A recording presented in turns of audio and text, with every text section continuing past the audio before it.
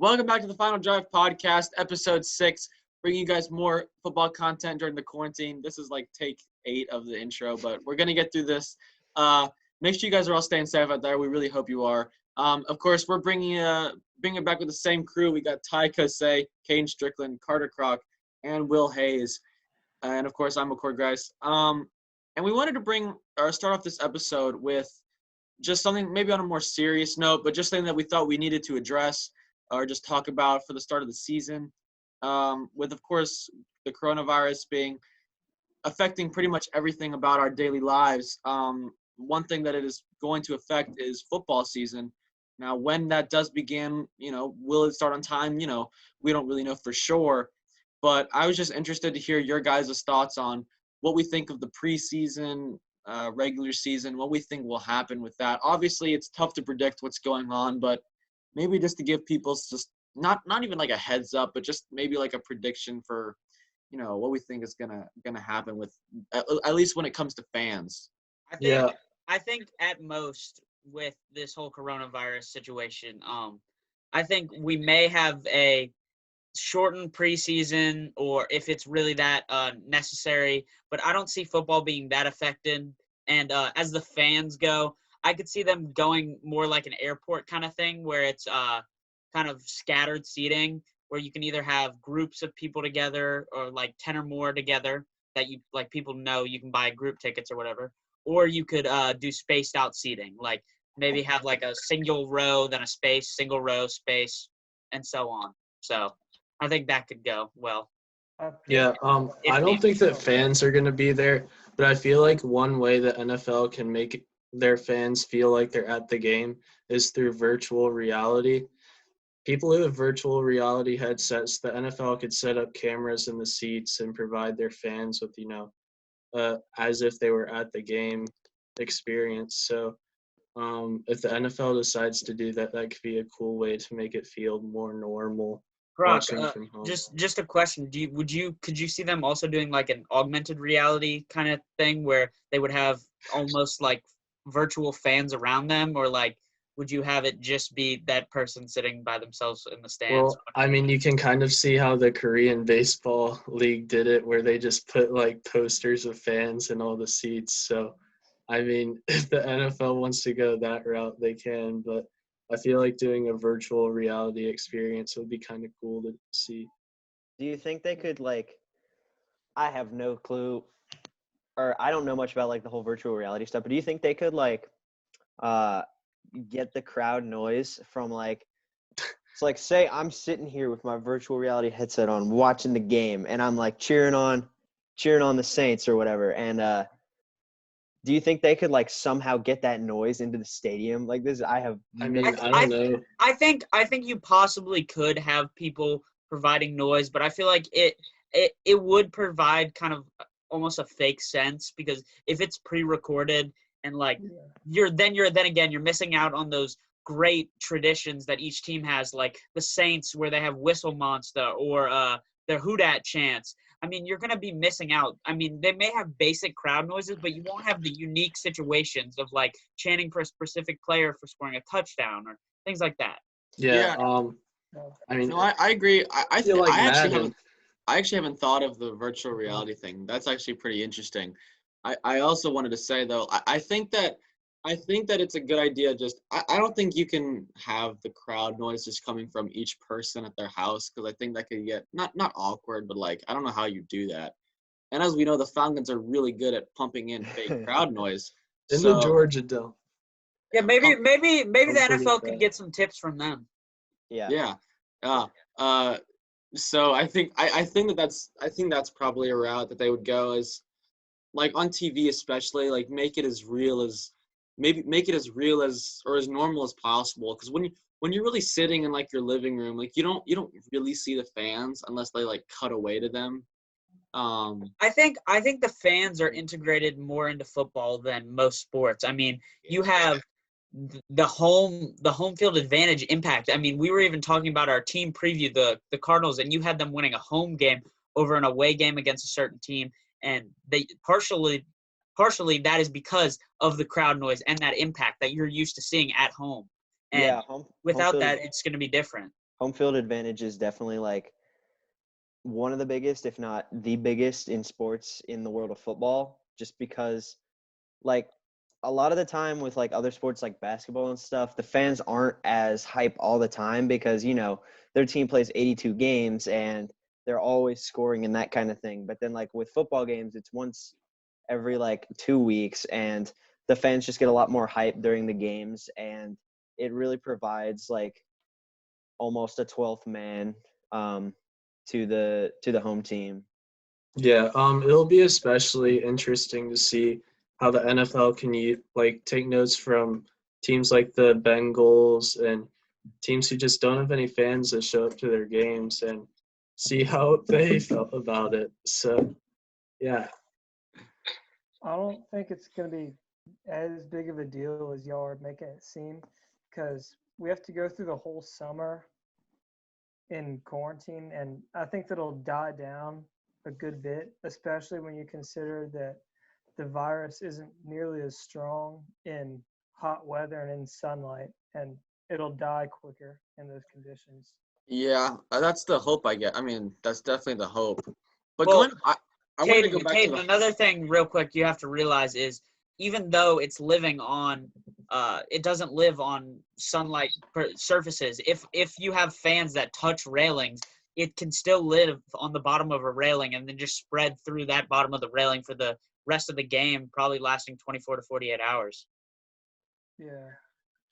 I guess going back to the home field advantage thing, because I think that's a really good point. I also didn't really think of that, because I feel like there are teams that, obviously we have no idea if this is like what it's going to come down to at all. Like we could be thinking about this in a really positive way, but I think this is like the more realistic thing. Like there are going to be teams that are affected way more by the home field advantage team thing than others. Like maybe the Chargers won't get the home, like maybe feel the impact as much as like the Packers would, because we know like Rodgers' home record or something. Well, I mean, especially like the Seahawks too, because Yeah. they're known for their 12th man, and just to have that whole tradition be taken away is just kind of tough to see. It definitely like helps those teams with not as big fan bases, and I kind of like that, honestly, because like it's kind of It sure will help your Bengals do better. yeah, it will, but it's hard to control that kind of thing, like the city's interest. And I mean, like, I know like relocation's a possibility and like that kind of thing can happen, but it just like kind of evens the playing field for everyone. So now it's just based on skill, and then like the home field advantage doesn't really come into effect. I don't know if I necessarily agree with that. It's a good idea to kind of level the playing field, because I feel like the fans have such an impact on football, and that's what made it so popular, and that's why it's so prevalent in American culture. And I think having your team and having like to root for them on Sundays or going to a game, that's what makes football special. And I feel like we're talking about having all these alternatives, but at the end of the day, I think that's worst case scenarios. I feel like at the end of the day, we're going to have football. I think we're going to have fans in the stands, whether it's limited or not, we'll see. But I think that's all worst case scenario. And I think the fans really make an impact on football. Yeah, I agree with Ty. I think we're looking at a worst case scenario, but I also think it's a thing to be brought up, just in case. But no, I think fans, I hope at least that fans will be back. I don't really know anything, but I hope the fans will be back. But one question I wanted to ask you guys, just maybe you personally, would you, because I know that there are people that think this, is that even though like games will be open and allowing fans, would you go to a game even if there was like there seems like there's always going to be a risk now, but I mean, like, would you go anywhere? I probably would. I based on the fact that I feel like if they're opening the stadiums, they're taking the proper safety precautions, because at the end of the day, the NFL doesn't want to get sued for spreading 2,000 cases of coronavirus over one day. So I feel like if I'm going, I kind of believe that the NFL will make the right decision based on the safety of the fans.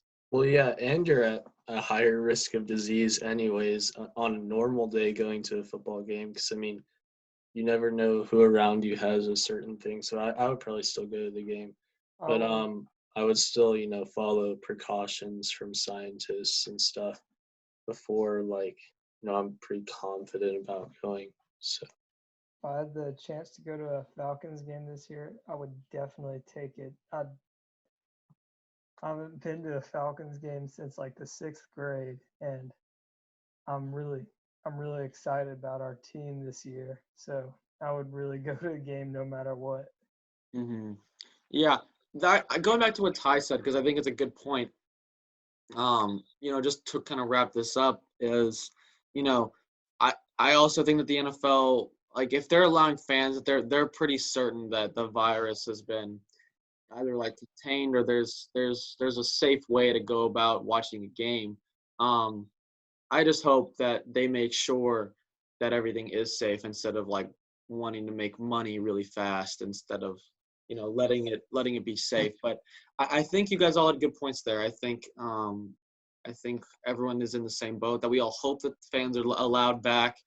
I mean, I could even see the NFL kind of opening seating to fans, but not having concessions or the vendors that walk around, because that could be seen as a spread. And I feel like if the fans are just kind of watching the game and not kind of interacting with vendors who interact with other people, I feel like that could kind of stop the spread a little bit. But then again, that's worst case The scenario. problem with that kind of thing is then you think you'd have to close like the bathrooms and stuff too, right? Because I mean, like that's definitely a hot spot for like somewhere where you could catch the virus. And I mean, like, would you close the bathrooms in order to keep people safer, or do you like?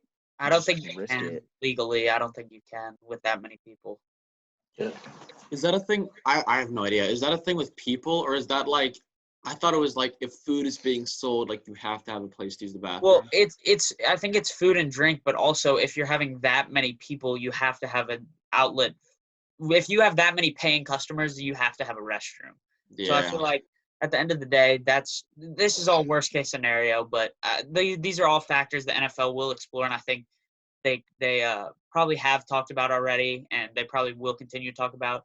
But at the end of the day, I think they'll do what's best. McCord, do I have time to bring up one new point, or do we have to move on? No, let's bring it up. Good Okay. time. So another thing that I thought could be really affected by the virus is really training camps. Like Mm-hmm. that's what worries me, is because I feel like those will get pushed back, which then pushes back the entire season, because these players are not going to be in shape to compete at like the highest level that they can, and then they're more at risk to injury, which then leads, it's just a lot of bad stuff that can come. That's once again what I kind of said at the beginning. I could see a limited preseason, maybe to account for those camps, like maybe cut off 2 weeks of the preseason and kind of make that extra training camp time so the teams could prepare and use those 3 preseason games to really kind of figure out where you are and get ready for the season. Well, yeah, I mean, I would have no problem with them taking away some preseason games, because I already feel like the preseason is stupid because half of the people that are playing are people that are going to get cut anyways. I mean, the NFL doesn't have minor leagues like the MLB. Like in the MLB, like in spring training, it matters a lot more because they're setting up their like lower level teams. But in the NFL, it's just guys that are going to get released completely. So, I mean, it's not going to affect guys. I agree partially, Croc, but that's not entirely true. I mean, you have rookies and undrafted free agents that's their opportunity to really prove themselves and make the roster and kind of put an I feel like impact there on should be a couple of weeks, but not like a 4-week preseason. That's just too long. Yeah, just from watching like Hard Knocks or whatever, like you sort of understand that what goes on behind the scenes. Like like Devontae, or why am I saying Devontae? Or like Aaron Rodgers isn't worried about the preseason, but a guy who just was signed and like needs a living to get through those weeks. Like if he doesn't make it through, he's looking for like any opportunity to go play somewhere, which I think it's sort of like, it's sort of like in golf when you miss the cut for an event and then you don't have anywhere to play and you're just stuck until you get the next opportunity. It's sort of like here, which I think, going back to what Will said about just training camps being pushed back, I think it's going to be tough, especially for rookies, when those guys that are looking for jobs don't have that time to either learn the playbook or understand what's going on. It probably will affect people who might not get the necessary amount of time to be with the team. You know what I mean? Yeah. Yeah. Something I heard that I thought was really interesting was the idea that teams would quarantine like the entire team by themselves for like 60 days with no outside contact, so they can make But sure that nobody gets the virus and nobody at the end spreads at the end of the day, I can't see that working. You have so many people handling equipment, handling food for the players, handling just like housekeeping for the players. At the end of the day, you're not going to be able to keep just that contact. Maybe you'll limit it, but you're not going to like absolutely close it off. Yeah, that's true because the players and the staff are definitely gonna want to see their families and that kind of thing too, not just like virtually, but they're gonna actually want to see them, and that's a problem that can arise with doing that. Well, yeah. One thing that NFL teams can take note of is how soccer teams are handling their training to prepare for restarting their seasons. And like a team like Atlanta United, they've just been doing individual training at their training complexes where they've just been running through like individual drills with all of them spaced apart across the field. And I know that'd be tougher to do with like a large NFL team, but what maybe they can do is just like have some in the weight room, some on the field, and then just rotate so that NFL teams can, effectively train their players, get through training camp, even though it may involve no contact. But I mean, the NFL has already steadily been limiting contact practices year after year. So I don't feel like not having a training camp will have like too much of an effect because it's not like the players are doing like absolutely nothing. I mean, a lot of these players have personal trainers and home gyms because, I mean, they make good enough money. So, Yeah, no, that's a great way to. I think that's a good way to wrap it up there. Obviously, this is all worst case scenario, but I think training camp is something that's being affected right now. But I think it's something we can watch out for the future. We can definitely touch back on this in a later episode. But moving on to the next topic, one thing that we wanted to try out for the next, however many episodes that this lasts is we're going to talk about one team per episode and just kind of highlight them, getting ready for the season, making sure that we know, what teams, where they stand. And we thought it would be a good way to start off just kind of by going in alphabetical order. Just starting off, we thought we'd highlight the Arizona Cardinals today. One of the teams that made, one of the biggest offseason moves with obviously getting DeAndre Hopkins. And so what we're going to do is we have 4 different kind of, quote, categories. You're going to predict their record. We're going to predict the offensive MVP for the team, the defensive MVP, and their offseason grade going into the season. So I'll open the floor here for what do you guys think the Arizona Cardinals record will be next season? I have them going 9-7. I think that the Arizona Cardinals, they won't have a fantastic year, but I think they'll have a pretty good year, maybe a bubble wild card playoff team. But I think you have too many powerhouses in that division, such as Seattle, San Francisco, that can really kind of take down the morale and record of the Cardinals. Yeah. So I also had them going 9-7. I think I had a really similar opinion to what Ty was saying. I don't think they'll quite make the playoffs because I know some of the other guys have them making the playoffs, but I think we're going to see a big step up on offense, especially. And then also they're going to be better on defense. I don't think that this is their year to make that big jump into the playoffs again. But I think that this is going to be a big, big step up just in general. And maybe not at that like elite playoff level because I think their division is so extremely talented that it's going to be tough to win, the 10, 11 games that it requires to make the playoffs. But I guess Caden, Crocker, Will, what do you guys think of their record? What do you think? Yeah, I feel like the Cardinals are definitely going to be one of the most improved teams in the NFL next year. And one thing that I want to point out, with all of their offensive additions, I feel like their offense is going to be much improved, but also their defense. They made some under-the-radar additions, and guys like Devondre Campbell, who came from the Falcons.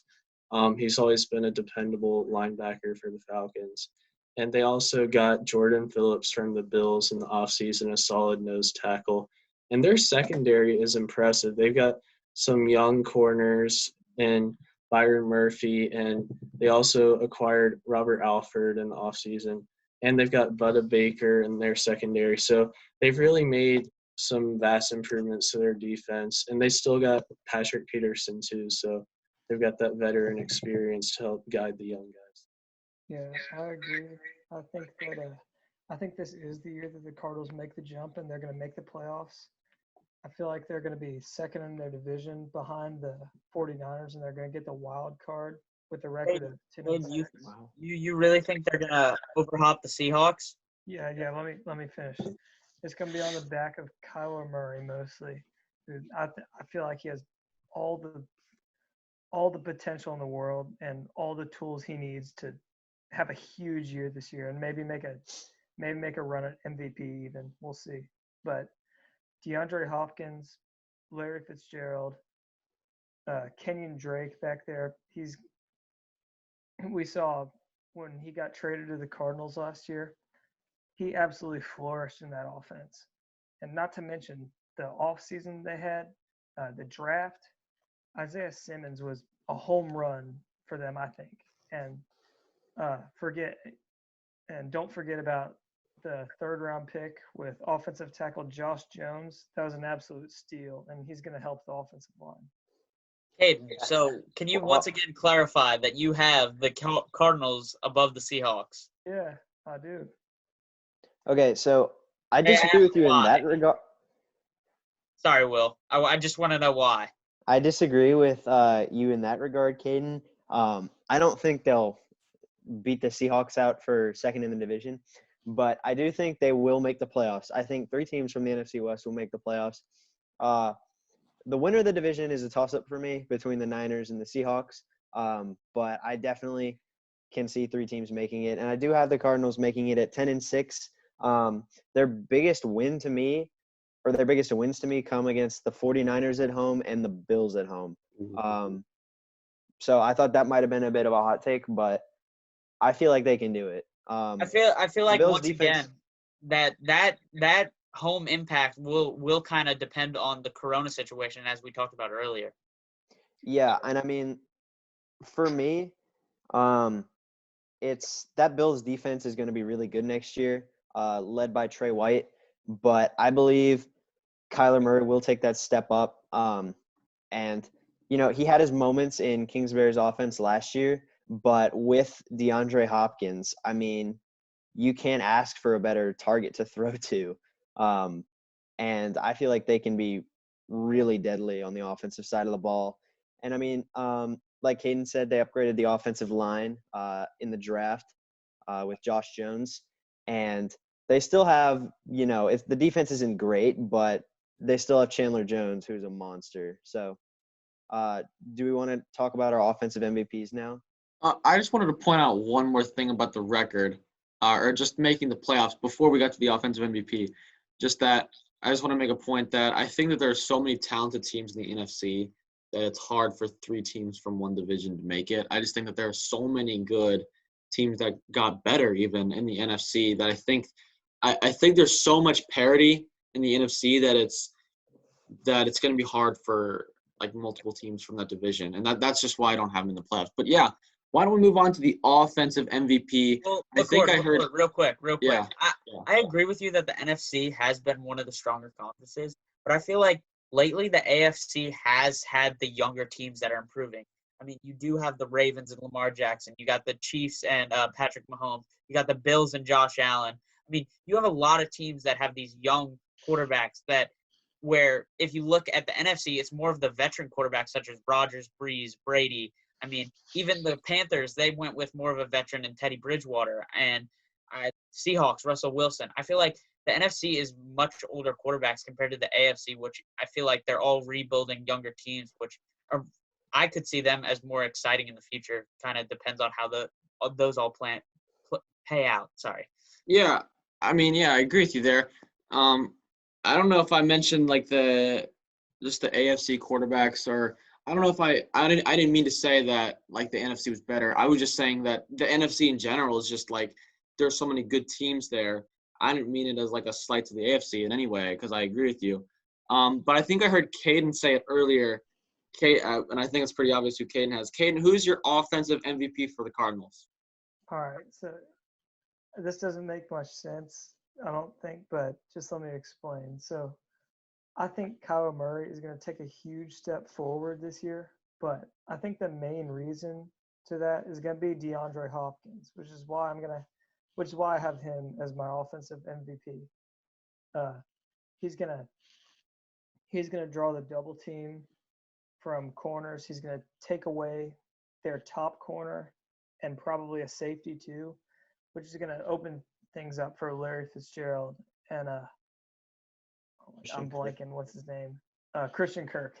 It's gonna just open things up for them, and yeah, I think DeAndre Hopkins is he's gonna be the game changer. That's gonna get him to the playoffs. Well, yeah, you can't forget that like having a guy double teamed like DeAndre Hopkins is also going to open up room for Kyler Murray to be able to scramble for extra yards if he's under pressure, because I mean they're going to be covering him downfield. So, I really like what the Cardinals did. They also bolstered their backfield, getting Benjamin in the draft, which I feel like was an absolute steal from Arizona State late in the draft.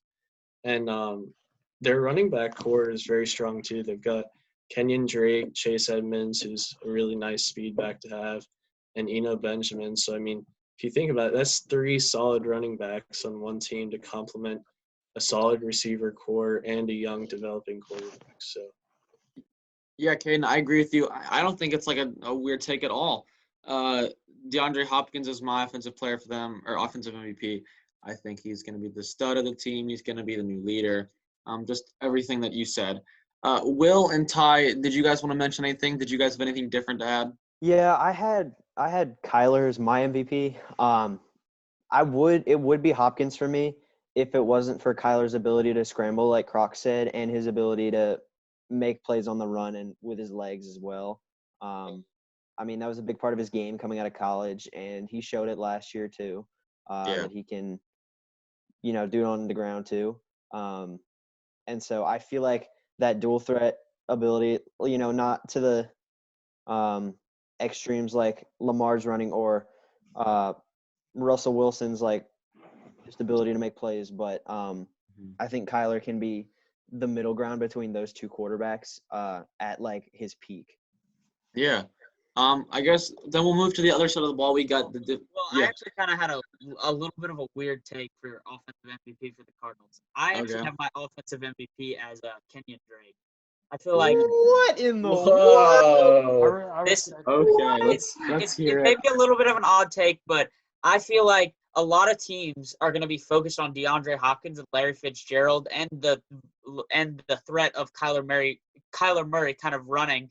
And I feel like Kenyon Drake, he's coming from a Dolphins team, which he didn't have an offensive line really at all, and he's coming to more of a better Cardinals line. And I feel like he's really going to improve. And I feel like he kind of is going to allow other players to kind of, I guess, I don't know how to put this, kind of improve around him, because I feel like he can really kind of be that consistent piece in the Cardinals offense, even when they play a team like the Bills, where Tre'Davious White may be locking down DeAndre Hopkins. Mm-hmm. Yeah, no, I don't think that's a hot take. It was just unexpected. I don't think I expected that. But I see where you're coming from. I guess then moving to the other side of the ball, the defensive MVP. I guess I'll lead us off here. I think the defensive MVP of the Cardinals is going to be Isaiah Simmons. Yes, they have Patrick Peterson. Yes, their defense is good, but I think that Isaiah Simmons might be the best rookie. I think he's my defensive rookie of the year. I don't think it's Chase Young. Just in the NFL, I think Isaiah Simmons is maybe the most talented player coming out of the draft. I know Caden can echo what I say. I love everything that he brings. He can play any position on the field. I think he's going to be a huge addition to the defense. And in his first season, I think he's going to become maybe not the leader of the defense, but he's going to be the key piece that's going to elevate them to the winning season that I have them at. Yeah, I agree with everything McCord just said, and I also have the rookie Isaiah Simmons as the Cardinals' defensive MVP. He can play anywhere on the field. He can line up at linebacker, slot corner, safety, wherever you want him.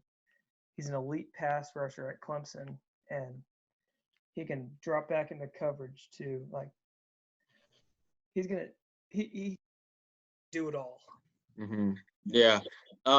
Croc, Tire, Will, do you guys have anybody else that as your defensive MVPs? Well, I just feel like Isaiah Simmons is the X factor of the defense, but I feel like their MVP will be Chandler Jones because I feel like he can really refine Isaiah Simmons as a pass rusher.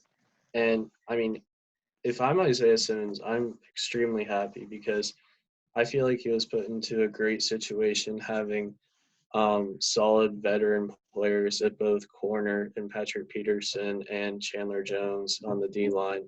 So I feel like they're really going to help him to develop as a player. So, I mean, honestly, both of them, Peterson and Jones, could be MVPs for them because if they can turn Isaiah Simmons into an absolute force for them, then I feel like that's a definite win for the Cardinals. I agree with Croc there. I think another player to watch on the Cardinals defense is Buda or Buda Baker, however you want to say it. I mean, he was second in the team in tackles, and he had the most solo tackles out of any player for the Cardinals last year. And I feel like he's always kind of a consistent player to watch next year. Croc, I completely agree with you. Chandler Jones has had near 50 sacks over the last 3 seasons combined. And to me, he's really underrated in my opinion, and I feel like he deserves a lot more credit on that defense. He's been arguably their best player alongside Patrick Peterson for the last couple of years. But I feel like you said, Croc, he can mold Simmons into a great pass rusher, while also that takes some of the pressure off of him as well, which I feel can give him another bump to his stats. Because, I mean, he's had a ton of sacks consistently throughout the years. Yeah, no, he's so good. He's so good. Like when you said almost 50 sacks, that's just crazy. Why don't we move it into the off-season grades here? I guess I'll lead us off again. I give them an A+. I heard other people before the show also give them an A+. I think everything they did with DeAndre Hopkins, Isaiah Simmons, and just everybody, everything that they've done this offseason has just been a positive thing. I think everyone can pretty much agree with me there. Maybe they don't have an A+. Maybe there were some other things that they needed to do. But I just think that they've built one of the best young cores along with, stars thrown in that can help the younger guys grow. I think they're going to be one of the more exciting teams to watch in the future. What do you guys think? Did you guys also have them as an A+? I had them as an A- just because I feel like they didn't address their offensive line situation enough. Josh Jones is fine, but I feel like he's a more developmental prospect. I mean, he's a big tackle, but I mean, I feel like he definitely has a lot of room to improve.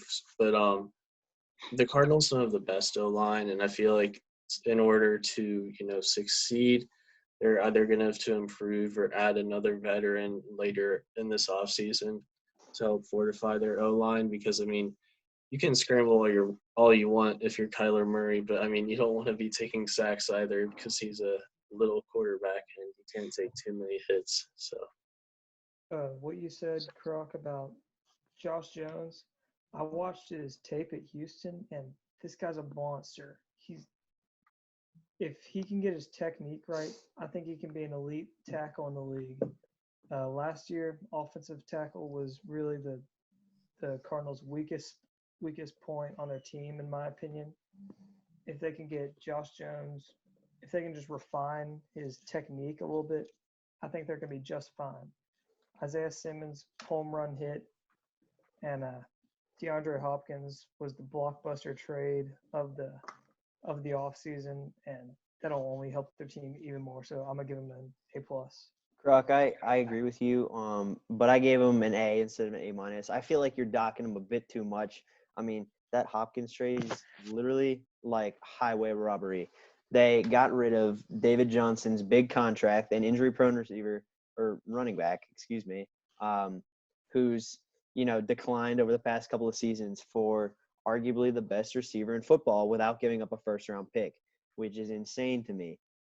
They did get Josh Jones in one of the later rounds, and I thought he was overrated coming out of Houston, but where they got him was a steal to me.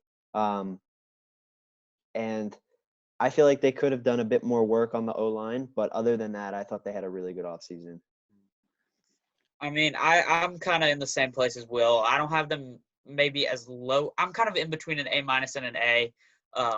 I feel like the Cardinals did have a beneficial offseason in the DeAndre Hopkins trade and drafting Isaiah Simmons, but I feel like they didn't address some of the core needs such as offensive line, maybe some more of the defensive needs that they have. So for that, I kind of have them in between an A and an A-. Regardless, though, of what if you have them as an A-, A, or A+, they had a good offseason, which is good news for the Cardinals. Really good news for the fans. I think they're one of the more exciting teams to watch next season. Maybe hopefully they get new uniforms. And we're talking about the Falcons next episode, next team up. So. No. Okay, and that's where we're going to end episode 6 of The Final Drive. Thank you all for watching. Subscribe to us on YouTube if you haven't. Give us a like, I guess. I don't know. And keep up for next episode's battle, which I believe is between Will and Caden. Yep, that's right. That's a good point. We're talking about the Falcons. No, we're not. Okay. Subscribe to us on YouTube, Apple Podcasts, Spotify. You can listen to us literally anywhere you get podcasts. Thank you guys all for listening. As always, stay safe. Wash your hands. Try to stay at home if you can. But thank you guys all for listening, and we will see you guys all next time. Peace.